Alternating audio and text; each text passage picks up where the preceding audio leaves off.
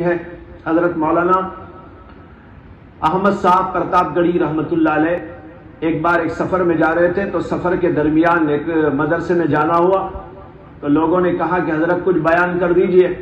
تو حضرت مولانا پرتاپ گڑھی رحمۃ اللہ علیہ کرسی پر بیٹھے اور بیٹھنے کے بعد انہوں نے شعر پڑھا، اس لیے کہ وہ مدرسہ تھا تو انہوں نے مدرسے میں بیٹھ کر بیان کرنا چاہا، تو ایک شعر پڑھا، کہنے لگے دارالعلوم روح کے جلنے کا نام ہے، دارالعلوم دل کے پگھلنے کا نام ہے۔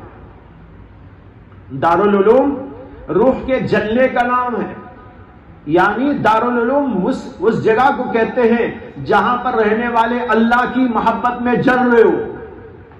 احرق قلبہ انوار ہویتی، ابھی آپ کو سنایا، اللہ کی محبت میں ان کے دل جل رہے ہو، اور کہا دارالعلوم دل کے پگھلنے کا نام ہے، روح کا جلنا، دل کا پگھلنا اللہ کی محبت کے اندر، وہ ہے دارالعلوم۔ دارالعلوم میں رہتے ہوئے کھا لیا پی لیا، کچھ پڑھ لیا، کتابیں اٹھا لی اور چل پڑے، دل میں اللہ کی محبت نہیں، نہ تہجد ہے، نہ ذکر ہے، نہ فکر ہے، نہ اللہ کا نام ہے۔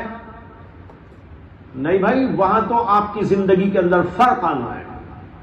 مدرسے کی زندگی اللہ کی محبت والی زندگی، اللہ کی روح میں تڑپنے، اللہ کی محبت میں تڑپنے کی زندگی، روح کے جلنے کی زندگی، دل کے پگھلنے کی زندگی، اس کا نام ہے دارالعلوم۔